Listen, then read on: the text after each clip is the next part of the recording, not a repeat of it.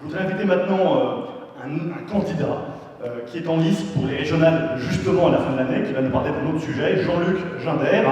Jean-Luc Ginder est économiste. Il est en binôme avec Christine Singer qui n'est pas là aujourd'hui, mais ensemble, ils vont conquérir la présidence du Conseil d'Alsace-Lorraine, Champagne-Ardenne. Tu vas nous parler d'économie. Exactement, merci. Je suis très heureux d'être parmi vous parce que j'ai entendu des choses intéressantes. D'abord le point de vue du juriste et puis votre point de vue qui m'intéresse parce que je débarque de Tokyo, donc j'ai des décalages horaires, j'ai des heures de vol et j'ai vu des étudiants à Tokyo et des étudiants qui sont tout différents des étudiants que vous rencontrez ici parce qu'ils sont pétris d'ambition, première chose. La deuxième chose, c'est qu'ils vous parlent d'avenir et non pas d'un passé révolu qui était bien meilleur. Et surtout, ils ont envie d'entreprendre. C'est-à-dire que l'on est dans un monde qui a profondément évolué. C'est pour ça qu'on va parler d'économie et un peu d'entreprise. Ça fait 6 ans, 7 ans que le monde entier est libéral. La France, elle, se bloque. La France se sort de tout cela. Et la France dit, je vis dans mon monde. Je vis dans un monde que je me suis créé. Et je laisse le reste du monde se développer tout seul. Vous créez une entreprise dans un pays X, embaucher des gens d'un pays Y, et au fond, créer quelque chose qui n'est ni soumis aux taxes, pas besoin d'y parler, on va y revenir, qui est soumis à des logiques d'entreprise qui sont complètement différentes, parce que l'on travaille en projet, on n'est plus dans la même salle. C'est-à-dire qu'on est dans le réel open space de la pensée, et l'on pense ensemble. On ne travaille plus ensemble, on pense ensemble. On est motivé par le même projet. Ici, on est motivé par les 35 heures, par un certain nombre de choses que j'ai pris le temps d'écrire pendant ce vol. Et c'est vrai que je me suis rendu compte que je partais d'un pays d'avenir vers un pays passé.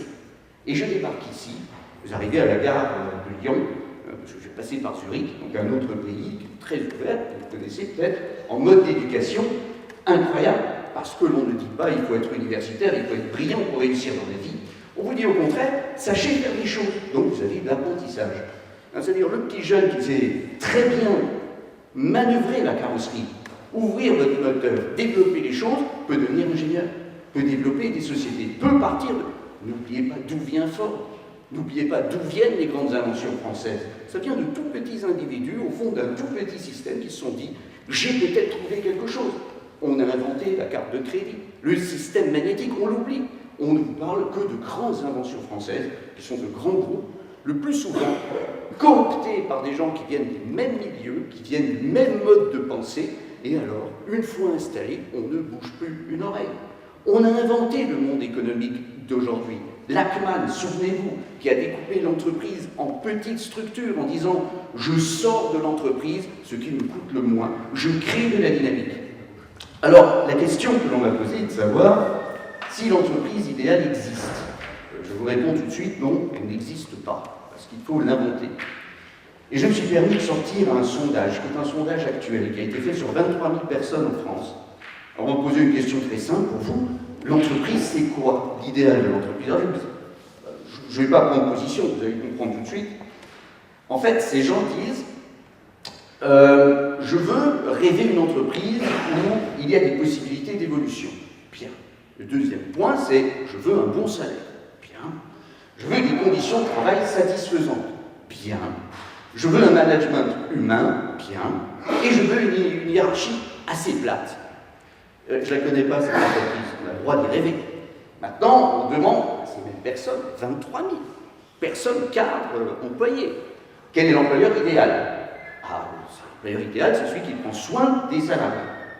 C'est celui qui les forme et qui les développe. On est dans le e-learning, la mise en avant. Quelqu'un qui reconnaît les compétences des employés, toujours très bien, et qui communique vie à vie d'outils électroniques de pointe. En fait, ce que l'on veut, c'est quelque chose qui n'existe pas. Et c'est pour ça que les syndicats demandent aussi des choses qui n'existent pas. Que les entrepreneurs, eux, sont complètement perdus dans ce monde. Parce que l'on parle d'un mode français, et vous avez l'homo economicus, celui dont on parlait avant, la création de ces pays, les Liberland, etc. L'homo economicus, il part du principe que le modèle économique fonctionne avec la main invisible. C'est un modèle économique tout à fait réel. C'est-à-dire que vous recevez de l'argent, vous réussissez. et vous répartissez selon votre entendement. C'est-à-dire que vous donnez à celui que vous considérez méritant, qui a une bonne idée. Vous redonnez à l'État ce que vous pensez que l'État est en mesure de rendre de votre argent. Ça, c'est le système qui existe. Maintenant, la réalité. La réalité, elle est beaucoup plus difficile. Beaucoup plus difficile. Depuis 10 ans, et je pense que les grands groupes de sondage ne le communiquent pas suffisamment, on a vu une évolution pour le monde social français, depuis 10 ans, partir vers 2 valeurs fondamentales. Plus de salaire et la stabilité de l'emploi. Voilà ce que veulent les gens. Et ces 2 indicateurs devraient faire frémir tout le monde sur les sièges. Pourquoi? Nous sortons d'une crise financière qui a engagé une crise économique. Inflation, déflation, on parle de tout ça. Qui a engagé une crise institutionnelle. Nous y sommes en plein. Les institutions ne fonctionnent pas. Pourquoi? Parce qu'on n'a pas envie de toucher la mécanique et de changer les choses. On pourra parler du fameux impôt à la source, c'est exactement ce que vous avez expliqué avant, c'est-à-dire que l'on met en avant des idées, mais on souhaite que ça n'entre pas. Crise institutionnelle. Et qu'est-ce qui se passe après la crise institutionnelle? La pire. La crise sociale, c'est celle que l'on maîtrise peu. C'est celle où l'intelligence humaine, où la dynamique humaine prend le dessus, c'est-à-dire les émotions. Alors, quand les sondages, depuis 10 ans, mettent de plus en plus en avant vouloir un travail stable et vouloir du salaire, on sait qu'on va droit dans le mur. Pourquoi? Parce que ces 2 indicateurs reposent sur le fait que 55% des Français considèrent que s'ils perdent leur job, sont en difficulté pour en retrouver un. Vous imaginez la masse? Vous imaginez cette envie de savoir? On baisse la tête, on continue à faire ce que l'on a à faire, et on attend que le dirigeant d'entreprise prenne votre destin en main, qu'il qualifie votre famille, qu'il donne à manger à vos enfants, enfin qu'il s'occupe de tout. Sauf que ce dernier, j'ai fait un calcul assez rapide, il est soumis à 44 000 normes et conditions d'exercice de son activité en France, plus 8 000 articles du Code du travail. Comment voulez-vous qu'un individu normal, qui a envie de produire une richesse sur un produit, puisse prendre le temps de gérer une entreprise normalement, donc d'avoir la responsabilité de tous ces employés qui veulent plus de salaire et une stabilité d'emploi? On est dans une logique qui devient complètement incontrôlable. Maintenant, la réalité, je vais vous la donner en chiffres. Là, c'est le côté un peu mort des économistes, qui sont dans leur monde un peu fermé comme ça, mais on a 3,1 millions de petites et moyennes entreprises en France, c'est-à-dire 99,8% de l'entrepreneuriat français. C'est des petites entreprises. Ils représentent 48,7% des salariés en France. Donc le reste, c'est les grands groupes et c'est surtout la fonction publique. À la fonction publique, que veut le fonctionnaire? Plus de salaire. Et il veut une stabilité de l'emploi. Oui, une stabilité d'emploi, celle-là. Sauf que le salaire, c'est son gros problème. C'est-à-dire qu'avec beaucoup de professions dans la fonction publique, vous n'arrivez plus à vivre. C'est-à-dire que vous êtes obligé de faire plein d'autres choses à côté, peut-être même de la politique, et vous êtes obligé de trouver un autre revenu. Je continue avec les chiffres. À ce niveau, nous constatons aussi, ces 3 derniers mois, que vous avez moins 5% de glissement en termes de création d'entreprise. C'est-à-dire que l'entrepreneur, celui qui a envie d'entreprendre, il n'entreprend plus. Parce que les règles sont devenues tellement complexes. La difficulté de créer une entreprise, donc de passer de l'acte de passion à la réalisation, en France, c'est devenu compliqué. Alors qu'est-ce qu'il fait? Il va à l'étranger. Il va à l'étranger où, au fond, la nationalité n'a pas d'importance, où les fonds sont là, où on a envie d'écouter des gens qui sont des gens passionnants, et on a envie de financer des projets passionnants. On a créé le concours Lépine en France, mais on n'est pas capable de transformer l'idée en réalisation d'entreprise dans le court terme nécessaire au monde actuel. Nous avons aussi ce que l'on appelle une augmentation de plus de 8% des redressements et des dépôts de bilan. Si je fais le calcul, depuis janvier à mars, ça en fait 25 par heure ouvrable. 25. 66 000, c'est désormais les emplois menacés que nous avons, ça fait 91 emplois par heure. Je ramène ces chiffres à ceux de l'année prochaine. 2015, 2016, cette fois-ci, projeté, ça représente 69 500 dépôts de bilan par an. ce qui veut dire 248 par jour ouvrable, ce qui veut dire 31 par heure. 31 dépôts de bilan par heure. 450 000 entreprises en difficulté, c'est-à-dire sous sauvegarde, ça en fait 1232 par jour, 154 par heure, 3 par minute, et depuis que je vous parle, 50. Voilà à peu près la vitesse à laquelle se dégrade l'économie française. Et je ne vous parle pas de création, parce que les grands groupes ne créent pas d'emploi, enfin n'en créent plus pour l'instant. Et nous sommes en train de rentrer dans ce que l'on appelle un changement de société. C'est pour ça que je vous parlais de la crise sociétale. Celle-ci qu'aucun politique ne peut contrôler. Et c'est pour ça que l'on repousse les échéances. Dans notre monde, on n'est plus dans la création d'idées, on n'est plus dans l'envie de sortir d'un système, on repousse l'échéance, on achète du temps. Et ça, c'est pas une idée libérale, ça s'appelle une protection de sa propre situation. Autant l'employé ne dit rien pour protéger son emploi, autant le chef d'entreprise essaie de faire, mais est contraint de contourner 95% des lois qu'on lui demande de respecter, autant chacun se calfeutre dans son coin en attendant que le mauvais temps passe. Mais le mauvais temps ne passera pas. Alors, notre rôle, et si l'on veut être libéral jusqu'au bout en France, il ne s'agit pas de dire aux autres ce qu'ils ont à faire. Ils le savent le plus souvent. Il ne s'agit pas de créer des règles contre les règles, parce que ça en ferait de nouvelles. C'est-à-dire que l'on détruit ce que d'autres avaient déjà réussi à détruire. Notre solution, c'est, en termes de réalité politique cette fois-ci, d'accompagner le changement. Et le changement, il est à notre porte. L'année prochaine, le chômage va augmenter, contrairement à ce qu'on vous dit. Le niveau de revenu moyen des Français va diminuer. Pourquoi? Parce que quand vous allez perdre votre job, vous allez en retrouver un, mais moins bien payé. Donc votre situation sociale va se dégrader. Et vous allez être obligé de vous interroger comment vous allez nourrir votre famille.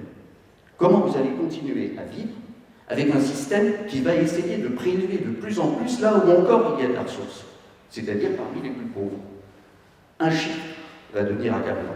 C'est l'augmentation du nombre d'emplois dit low cost. C'est un mot que tout le monde comprend et pourtant c'est de l'anglais. Le nombre d'emplois à petit revenu va augmenter, ce qui va obliger la société à évoluer. Tout d'abord, elle va se révolter.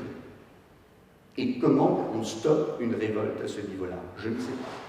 Le politique moyen ne sait pas non plus. De Gaulle, lui, bien sûr, il y a eu la Ve République, mais il y avait une vision. Il y avait une vision pour le nucléaire, on peut la juger bonne ou mauvaise maintenant. Il y avait une vision pour le Concorde, il y avait une société en mouvement.